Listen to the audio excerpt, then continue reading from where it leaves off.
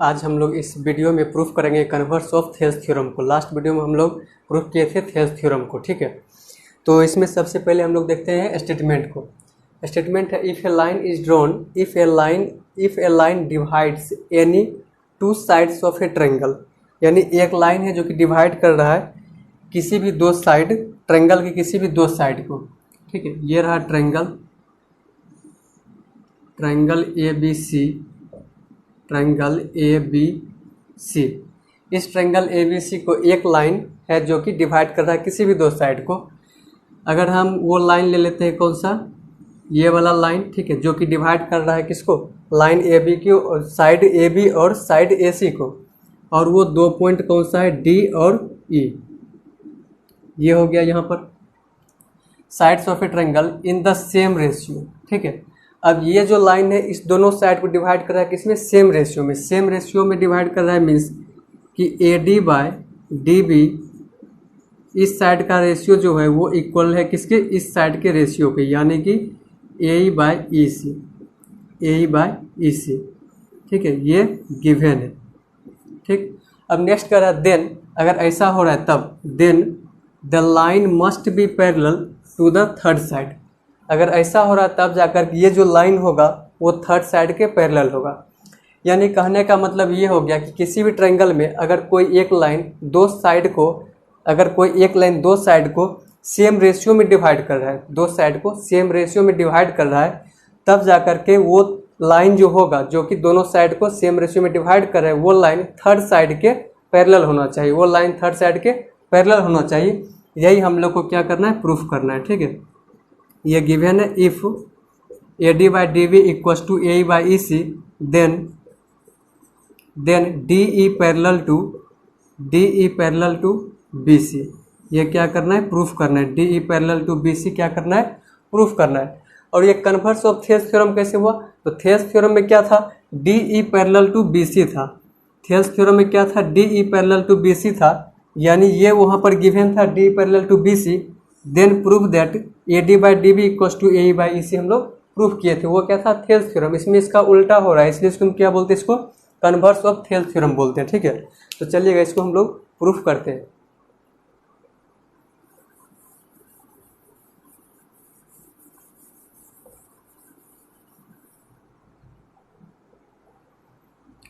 तो सबसे पहले एक ट्रायंगल बना लेते हैं यहाँ पर कुछ इस तरह से।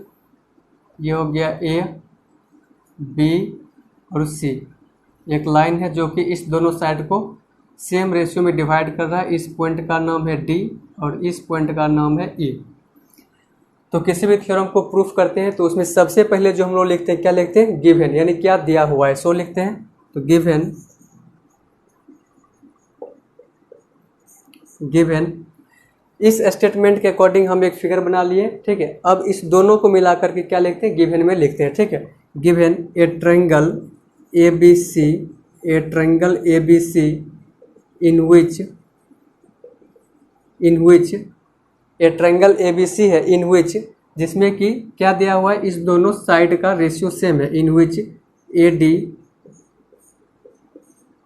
Bye D B equals to A by E C, बस ये दिया हुआ है। उसके बाद क्या लिखते हैं कि प्रूफ क्या करना है, ठीक है। टू प्रूव हम लोग को क्या करना है, D E parallel to B C, यही चीज़ प्रूफ करना है, ठीक है। D E parallel to B C, ये प्रूफ करना है, D E parallel to B C. अब बात यहाँ पर आता है क्या कुछ यहाँ पर कंस्ट्रक्शन भी करना पड़ेगा, ठीक है। तो इस थ्योरम को, ठीक है, कन्वर्स ऑफ थेल्स थ्योरम को हम लोग दो तरह से प्रूफ मेनली करते हैं, ठीक है। एक कि ये जो ट्रायंगल है, ठीक है, और ये लाइन हो गया जो कि इसको डिवाइड कर रहा है, A B C D E. तो यहाँ पर एक हम लोग कंस्ट्रक्शन करके, ठीक है, क्या करते हैं कि यहाँ से एक लाइन ड्रॉ करते हैं, ठीक, और इसको मान लेते हैं कि ये बी सी के पैरेलल है। इसको मान लेते हैं कि ये जो डी एफ है, ठीक है, ये डी एफ जो है ये बी सी के पैरेलल है। उसके बाद फिर लास्ट में क्या करते हैं, इसको हम लोग गलत साबित कर देते हैं, ठीक है, गलत प्रूफ कर लेते हैं कि डी एफ जो है बी सी के पैरेलल नहीं है। जब ये डी एफ बी सी के पैरेलल नहीं है, इसका मतलब कि D E parallel to B C होगा। और दूसरे ढंग से हम लोग एक और प्रूफ करते हैं, किस तरह से, दूसरा हम लोग यहाँ पर प्रूफ करेंगे, देखिएगा यहाँ पर क्या इस दोनों को पैरेलल प्रूफ करना है।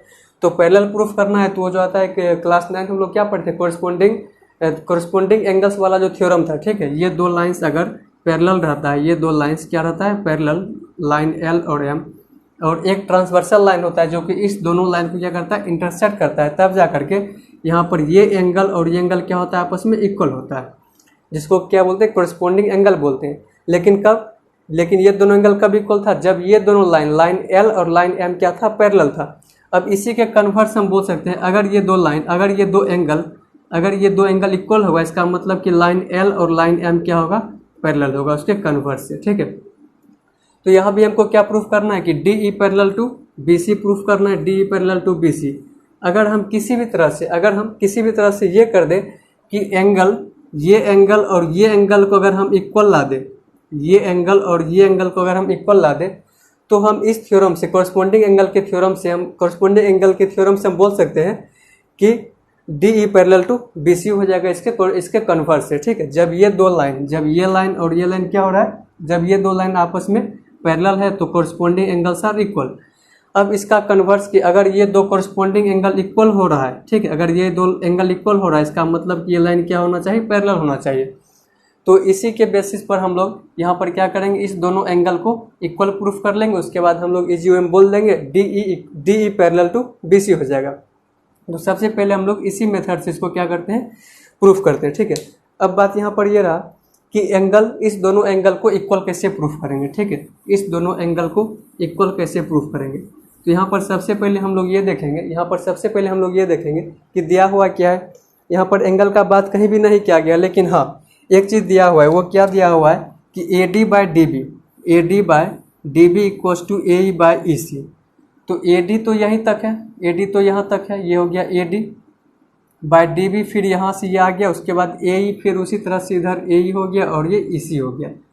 तो यहाँ पर जो है ये ए डी और ए ई, ये एक ट्रायंगल का साइड तो बन रहा है, जो कि ट्रायंगल ये हो गया, ठीक। दूसरा ट्रायंगल क्या, दूसरा साइड क्या, डी बी है, और इधर से ये क्या हो गया, ई सी हो गया। ये जो है किसी भी ट्रायंगल का साइड नहीं दिख रहा है, क्योंकि ये अलग अलग है। यहाँ पर से अगर देखिएगा तो आपको ट्रेपजियम टाइप का कुछ फिगर दिख रहा है, ठीक है। तो यहाँ पर से फिर ये दिया हुआ क्या है, यहाँ पर ये साइड का रेशियो है। अगर रेशियो दिया हो रहता है, इसका मतलब क्या, अगर रेशियो दिया हुआ रहता है, इसका मतलब ये कि ट्रायंगल को किसी भी दो ट्रायंगल को क्या करना पड़ता है, सिमिलर प्रूफ करना पड़ता है। लेकिन यहाँ पर ये जो डी बी है, ये किसी भी ट्रायंगल का साइड दिख नहीं रहा है, ठीक है। तो सबसे पहले ऐसा करेंगे यहाँ पर कि इसी में कुछ ना कुछ करके, ठीक है, इसी में कुछ ना कुछ करके हमको यहाँ पर ट्रायंगल का साइड लाना पड़ेगा, ठीक है। और वो कैसे लाएंगे सो देखिएगा। अगर चलिए इसको सबसे पहले यहाँ पर हम लोग दो ट्रायंगल बनाते हैं, ठीक है। एक ट्रायंगल ये वाला हो गया आपका ए बी और सी, और दूसरा ट्रायंगल यहाँ पर ये हो गया छोटा वाला कौन सा, ए डी और ई। अब अगर हम लोग A B by A D equals to A C by A, और ये एंगल ए जो है ये दोनों में कॉमन आ रहा है, ठीक है। एंगल ए दोनों में कॉमन आ रहा है, angle A equals to angle A, ध्यान से देखिएगा, ठीक है। Angle A equals to angle A दोनों में कॉमन आ रहा है, और इस एंगल का जो दोनों साइड है, ठीक है, A B by A D और ए सी बाय ए, ये भी आ रहा है। मतलब कि एस क्राइटेरिया से सिमिलरिटी ऑफ क्राइटेरिया से दोनों ट्रायंगल क्या हो रहा है, यहाँ पर सिमिलर हो रहा है। जब ये दोनों ट्रायंगल सिमिलर हो जाएगा तो तब जा करके फिर क्या करना है हमको, CPST, ठीक है, CPST corresponding parts of similar triangle से क्या कर देंगे, फिर ये एंगल यानी कि angle B equals to angle D को क्या बोल देंगे, ये इक्वल हो जाएगा। अब बात यहाँ पर ये है कि A B by A D equals to A C by A लाएँ कैसे, हमको दो ट्रायंगल तो मिल गया, यानी करना क्या है, ठीक है, करना क्या है सो हमको पता चल गया। लेकिन यहाँ पर करना क्या है हमको सो तो पता चल गया, लेकिन यहाँ पर अब करेंगे कैसे, करना क्या है सो पता चल, लेकिन करेंगे कैसे, ठीक है, अभी तक हम वो पता नहीं कर पाए। हमको यहाँ पर सबसे पहले ये लाना है कि A B by A D आएगा कैसे। तो अब देखिएगा यहाँ पर क्या लाना है, A B by A D कहाँ है, नीचे में, लेकिन इसमें ए डी कहाँ है, ऊपर में। तो अब हम स्टार्ट करते हैं कहाँ से, प्रूफ से, ठीक है। प्रूफ में हम लोग यहाँ पर लिखते हैं क्या, इसी से स्टार्ट करते हैं, ठीक है। A D by D B है, इसको हम लोग क्या करते हैं, कन्वर्स करते हैं, इसको हम लोग पलट देते हैं, ठीक है। इसको हम लोग AD बाय DB नहीं लिख करके क्या लिखते हैं, DB को ऊपर और AD को नीचे भेजते, चूँकि AD हमको नीचे में चाहिए, ठीक है। इसको हम लोग लिखते हैं क्या, DB by AD equals to EC by AE, और यहाँ पर क्या लिखेंगे, ब्रैकेट में गिवन, ये गिवन है, ठीक। अब इसके बाद हम लोग फिर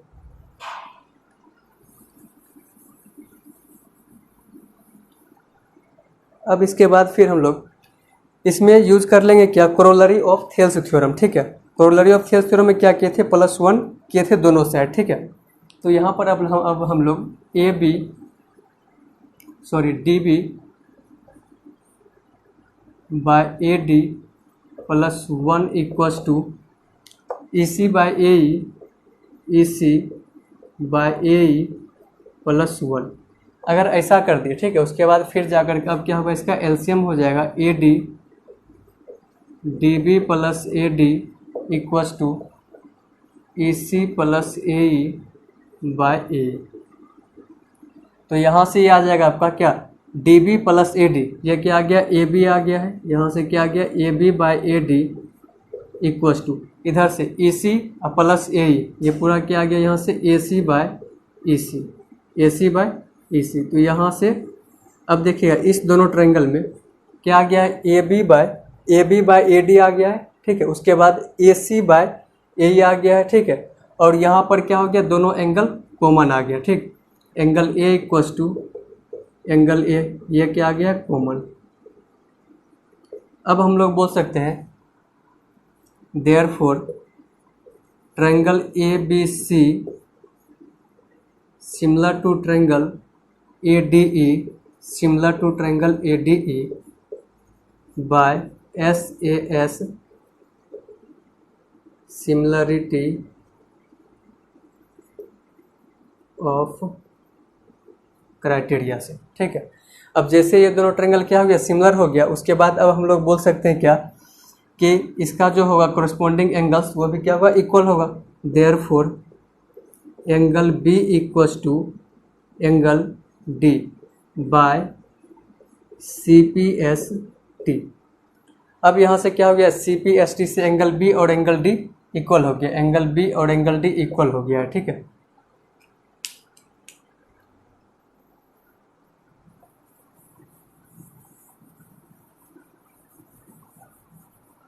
अब ये दो एंगल इक्वल हो गया, उसके बाद अब हम लोग बोल सकते हैं क्या, DE पैरेलल टू BC हो गया। वो कैसे बोलेंगे, अब देखिएगा, since angle B equals to angle D which are, जो कि ये कैसा एंगल है, कोरिस्पोंडिंग एंगल है, which are corresponding angles, therefore DE parallel to BC। और यही हम लोग को क्या करना था, प्रूफ करना था। जब ये दोनों कोरिस्पोंडिंग एंगल हो गया और साथ में क्या हो गया, इक्वल हो गया, ठीक है। Angle B equal to angle D which are corresponding angles, therefore DE parallel to BC, तब जाकर इसको हम क्या बोल देंगे, DE पैरेलल किसके हो गया, BC के।